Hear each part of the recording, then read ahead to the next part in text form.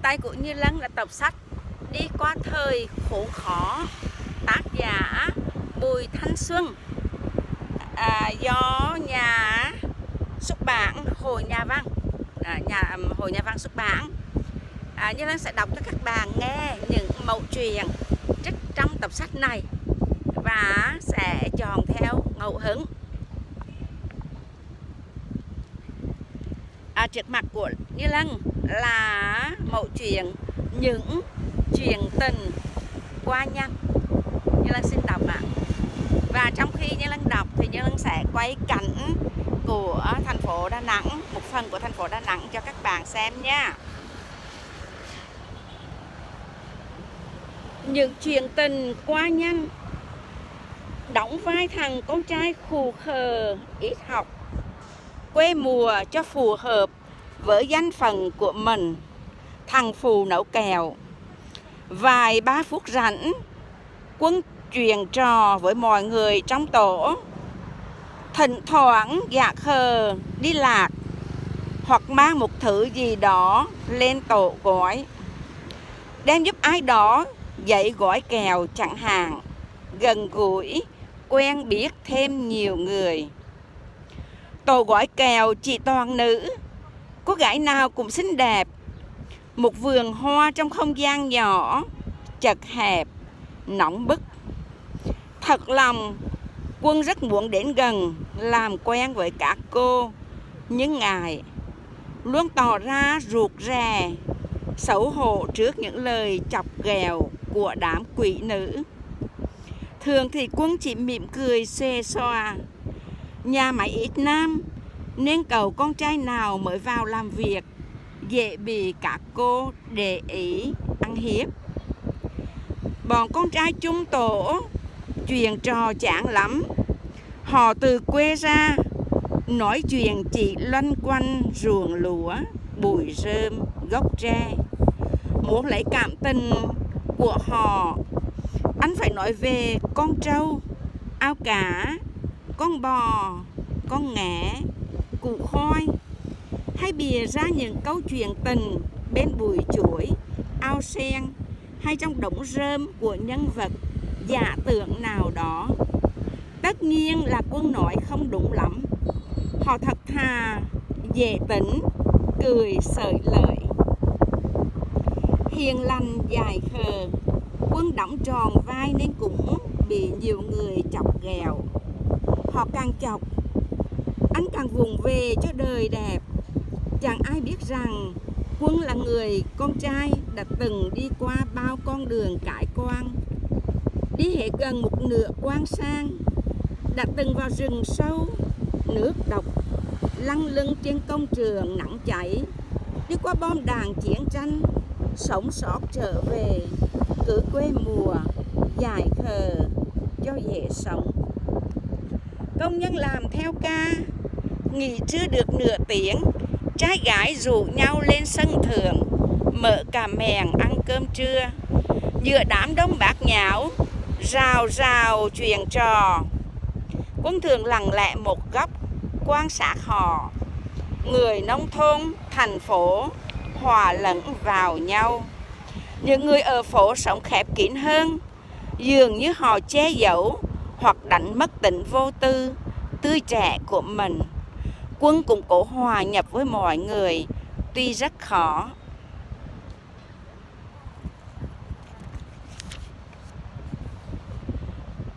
Dưới hàng hiên che nắng, có cô gái tóc ngắn, da trắng ngồi riêng một góc.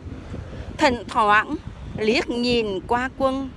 Anh đang tò mò muốn biết cô gái này vì sao không thích hòa nhập với mọi người, nên cũng hay nhìn về cô ấy. Đôi khi hai cái nhìn gặp nhau, cả hai người muốn khám phá ở nhau điều gì đó. Một trưa đến giờ ăn, Quân ngồi dựa tường gần cô gái, nhìn cả mèn cơm của Huyền có nhiều thức ăn ngon. Anh chạnh lòng, chắc chắn em là con nhà giàu có, đi làm chỉ để cho có nghĩa vụ đối với xã hội mới mà thôi. Quân bắt chuyện. Cô làm việc ở tổ gói kẹo à? Đúng rồi. Làm việc lâu chưa? hơn 1 năm. Nghỉ học lâu chưa? Dạ, nghỉ xong là đi làm. Lớp mấy rồi? 12. Vậy à, tiếc quá. Em tên gì? Huyền.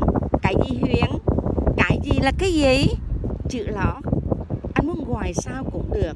Em tên Huyền. Vậy thôi. Huyền cười. Không biết cô cười vì điều gì. Chắc cô gái đang nghĩ rằng anh quê mùa, biết gì về những cái tên kiêu sa. Anh vào làm lâu chưa? Quân trả lời cộc lốc 5 tháng. Trước đây làm gì? Đủ thứ. Thứ gì? Đào hầm, vẽ cổng, quét rác, xe ôm. Không đi học à? Nghỉ mấy năm rồi. Học tới lớp mấy, đủ tài chưa? Không nhớ nữa. Học mà cũng không nhớ. Nhà ở đâu? Quê. Quê nào? Xóm Quân Đoàn. À, em hiểu rồi. Hiểu cái gì? Anh có chuyện gì buồn phải không? Đâu có. Bọn con gái tổ gọi để ý anh đó. Là lắm à. Thì tại anh ngốc ngốc ngơ ngơ, không trò chuyện với ai. Nhà máy được mấy ông con trai, thấy anh hiền, ít đùa nên họ để ý chứ sao. Tôi không thích đùa. Tính tôi quê mùa, với lại con gái nhiều quá khớp. Em biết anh không quê mùa cũng chẳng khớp, đúng không? Hiểu sao cũng được. Vậy là em hiểu rồi. Là hiểu cái gì? Anh hơi lạ. Cái gì cũng lạ. Quân cười rồi lại ho sặc sụa. Lát mắm dưa cay quả. Là thiệt, tôi sinh ra bên bờ ao gốc rà, đẻ rớt mà. Vâng, em cũng bị đẻ rớt ở gốc rà bờ ao. Em nói chuyện hay quá, nhưng mà đừng giống mấy cô kia chọc tôi quê mùa rơm rà nghe. Huyền lại cười. Anh còn tệ hơn rơm rà. Không sao, em nghĩ gì cũng được. Quân vẫn cứ khờ khờ dài dài. Nhưng Huyền không nghĩ như vậy. Chỉ tháng sau họ thật thà với nhau hơn. Em là con gái thành phố, gia đình giàu có, nhà ở trên con đường Hùng Vương sầm uất. Cô nữ sinh tiểu thư cũng đang cố hòa nhập với cuộc sống mới. Phòng tài vụ nhờ Quân và Huyền thống kê việc gì đó trong nhiều tuần. Họ ngồi riêng với nhau trong phòng, cầm tay em. Quân nói, thôi kệ em, ngu ngơ cho dễ sống. Huyền hỏi, anh có định vượt biên không? Quân nói, hoàn cảnh không cho phép, không thể bỏ mẹ và cháu đi được. Hơn nữa chẳng có xu nào dính túi lấy vàng đâu mà đi. Huyền nghiêm túc, nếu có người giúp cho anh mượn, chịu không? Quân nhìn cô lắc đầu. Đời anh lẫm lem phong trần, bụi bặm rồi bạn ơi. Anh đã từng một lần bỏ nhà ra đi nhiều năm, bây giờ chẳng đi đâu nữa hết. Tuần sau không thấy Huyền đến làm việc, mãi mãi không còn cơ hội chuyện trò với cô ấy nữa. Sau này trên đường đời xuôi ngược, không biết em còn nhớ đến chàng trai khờ khạo từng chia sẻ buồn vui với mình thời lận đận khốn khó hay không? Phải hơn 1 năm sau, Quân mới thực sự hòa nhập cùng mọi người trong nhà máy hơn 300 công nhân. Phần lớn là những người từ nông thôn ra, hoặc những anh chị lớn tuổi làm việc lâu năm. 1/3 là dân thành phố, nữ đông 5 lần nam. Họ tập trung ở tổ sản xuất bánh và gói kẹo. Chiều, anh lần túi 1-2 cây kẹo hoặc bánh mang về cho 2 đứa cháu. Quân nghĩ rằng ai cũng vậy, nếu nhà có con cháu nhỏ cũng bình thường thôi. Bảo vệ chẳng nhọc công để lục soát kỹ trong túi quần áo công nhân. 2 đứa cháu có quà hàng ngày, vui lắm. Đi làm về, Quân thường băng ngõ hẻm ngang qua chợ mới. Áo quần dính đầy bột mì, bơ sữa, mùi chua chua. Qua khỏi chợ, anh để ý cậu bé mới 12 tuổi, dễ thương ngồi cạnh người đàn bà liệt 2 chân. Quân hay cười với nó, thầm nghĩ người đàn bà bài liệt này làm sao có đứa con đáng yêu đến vậy. Hôm đó, thấy nhiều người lao xao quanh chiếc giường gỗ trước nhà, Trên giường người phụ nữ bài liệt đang nằm, đắp tấm vải màu vàng. Bà ấy đã chết. Thằng bé ngồi bên cạnh mẹ, nước mắt ràng rụa. Nhiều người bỏ tiền vào cái rổ tre đặt trên bàn bên cạnh. Quân vừa lãnh lương tháng được 30 đồng, đặt vào đó 20. Chẳng hiểu tại sao mình mềm lòng, dễ xúc động hay sao đó, hay tại không kiểm soát được cảm xúc của mình, góp vào đó hơn nửa số lượng ít ỏi có được. Số tiền sẽ mang lại niềm vui cho mẹ và hai đứa cháu mình. Thời gian trôi đi, Quân không nhớ việc mình làm. 19 năm sau, cậu bé bây giờ đã lớn, là cán bộ địa chính của phường.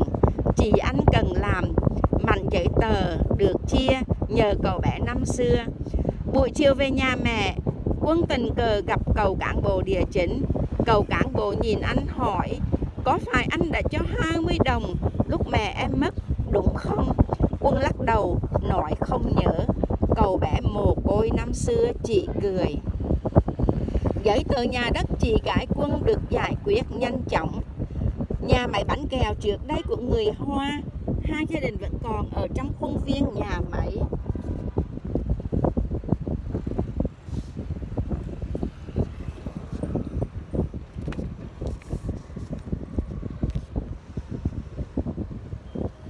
Chú Hùng là chuyên gia đốt lò trong chuyên nghiệp cùng con gái, sống trên lầu 3 trong căn phòng nhỏ Quế Ti. Cô nữ sinh lớp 12 phòng trường Thọ Nhơn, bỏ học sau 70 năm, cũng làm công nhân gói kẹo. Cô gái Hoa xinh đẹp, khá nghiêm túc. Tình cờ Quân gặp Quế Tê trong một lần qua biển. Em ngồi một mình, còn anh loay hoay tìm một chỗ vắng. Vậy là hai người thân nhau. Quân hay lên phòng gói kẹo trò chuyện với Quế Tê trong giờ sản xuất, chỉ vài ba phút ngắn mỗi ngày. Anh thích Quế Tê vì lối nói chuyện thông minh, dí dỏm, hiểu biết nhiều, cùng với nụ cười của em. Sau ngày Huyền bỏ việc vượt biên, Quân không để tâm đến các cô gái khác lắm. Cho dù thỉnh thoảng vẫn lên phòng gói kẹo, lướt nhìn các cô gái, nhưng anh thích nhìn đôi mắt Quế Tê. Hai người thường im lặng, họ nói chuyện với nhau bằng mắt. Vài tháng sau, tình cảm giữa Quân và Quế Tê gần nhau hơn. Chiều tối em đạp xe lên nhà Quân chơi. Hai người ngồi trong căn phòng nhỏ, nhìn ra vườn cây trước sân, nghe những bài tình ca cụ. Khi Trung Quốc tấn công qua biên giới phía Bắc, nhiều thanh niên trong nhà máy phải đi bộ đội. Tình hình căng thẳng, ông giám đốc gọi Quân lên văn phòng nói chuyện. Chú biết tình cảm giữa cháu với Quế Tê, nhưng tình hình đất nước bây giờ như vậy đó, người Hoa không thể tin cậy được. Cháu suy nghĩ đi, chọn nhà máy hay Quế Tê? Quân thưa với ông giám đốc rằng cho 2 ngày để suy nghĩ. Nhưng anh chẳng suy nghĩ được điều gì. Tình cảm của anh với Quế Tê chỉ mới chớm nở. Thôi đành để cho em quyết định. Nhiều buổi chiều Quế Tê không đến nhà anh. Rồi tuần sau nữa em đến. Hai người im lặng ngồi với nhau thật lâu. Quế Tê thì thầm: em sẽ suy nghĩ việc vào Sài Gòn sống với chị em. Có việc làm trong đó cho em rồi. Anh cố giữ công việc của mình, nhớ giữ gìn sức khỏe. Có dịp em sẽ về thăm. Quế Tê tặng cho anh cặp kính cần 2 đồ. Họ chia tay nhau lặng lẽ trong một chiều mưa. Quế Tê ra đi, để lại cho Quân một khoảng trống mênh mông. Hồng, cô gái Hà Nội xinh đẹp, mềm mại, mặn mai. Trong nhà máy không nhiều người miền Bắc, nên Hồng ít trò chuyện với ai. Con gái Hà Nội thường giản dĩ, Hồng cũng vậy. Hai người thỉnh thoảng gặp nhau, nói vài ba chuyện không đâu. Cho đến ngày Hồng bày anh một trò chơi cầu hồn. Quân gọi việc cầu hồn là trò chơi bởi vì anh thực sự nghĩ rằng đó là một trò chơi. Một mảnh giấy khổ 40-60 ghi đủ 24 chữ cái, 10 con số đơn vị, thêm vài chữ thường sử dụng, một bình hoa, chiếc ly cắm hương. Một người ngồi giữa khấn vái, hai người ngồi hai bên. Cả ba đặt ngón tay trỏ lên chiếc ly sành nhỏ để úp. Mời ông đi qua, bà đi lại. Mời ghé lại trò chuyện cùng chúng tôi. Người ngồi giữa đọc vài lần như vậy. Chiếc ly từ từ chuyển động. Cuộc trò chuyện bắt đầu. Có linh hồn người chết nào đó vừa nhập vào chiếc ly. Nó sẽ di chuyển đến các chữ cái, trả lời những câu hỏi. Quân trò chuyện với nhiều người đã khuất, trong đó có ba và anh rể mình. Trò chơi thường bắt đầu lúc 9 giờ tối, kết thúc sau 10 giờ, hoặc có khi vui quá đến tận nửa đêm. Nhiều đêm từ nhà Quân trở về, em bị một hồn sống đi theo. Quân mất cô gái Hà Nội mảnh mai xinh đẹp, buồn vì hận đời đen bạc. Quân làm bài thơ trò chơi. Gieo duyên trên mặt chữ, điều đàn ngón tay thon. Hồn về từ viện sư, em mắt sáng môi son. Bày em chơi cầu hồn, hồn mời em đi mất. Còn mình ta ngồi đồng, cớ chạy nửa vòng trăng. Bỏ lại bàn câu cơ, trả lại mối tình thơ.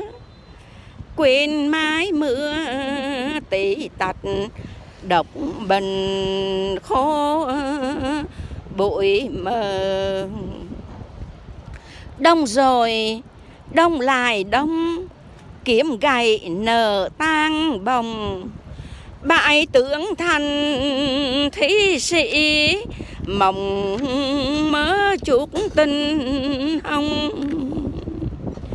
Ngày kia lòng chợt đau, hay nhớ mối tình đầu.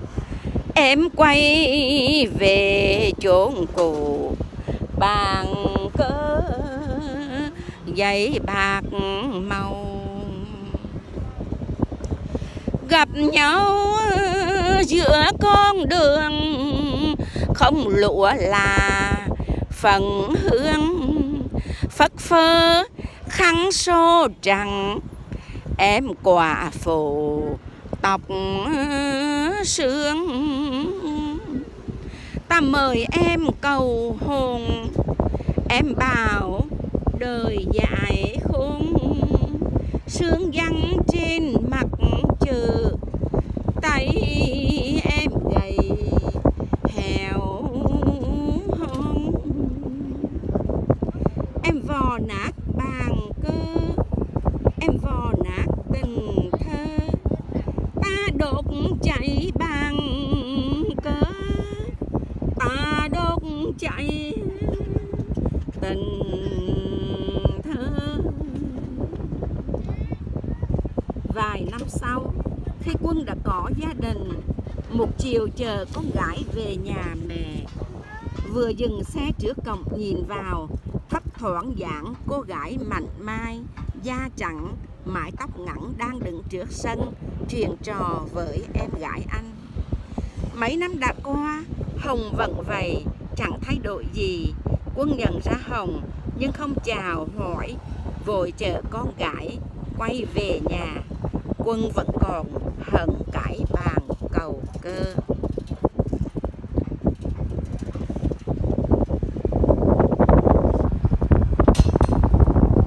Như đang xây dựng câu chuyện ngang đây. Đây là một cái đoạn trích trong tập sách Đi qua thời khốn khó, tác giả Bùi Thanh Xuân, nhà xuất bản Hội Nhà Văn. Và Như Lan đang đọc câu chuyện này trên dòng sông Hàn thơ mộng, rất là dễ thương.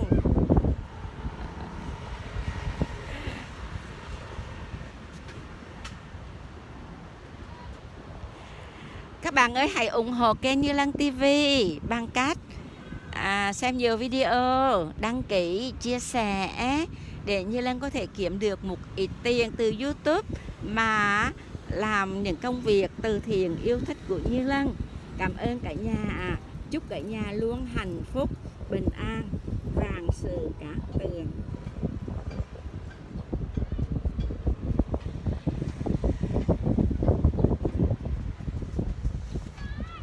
Cả nhà ủng hộ Như Lan, xin hãy đăng ký, chia sẻ, đọc những câu chuyện và chia sẻ để Như Lan có thể kiếm được một ít tiền từ YouTube mà thực hiện những công việc thiện nguyện yêu thích của Như Lan. Xin trân trọng cảm ơn cả nhà. Chúc cả nhà vạn sự cát tường.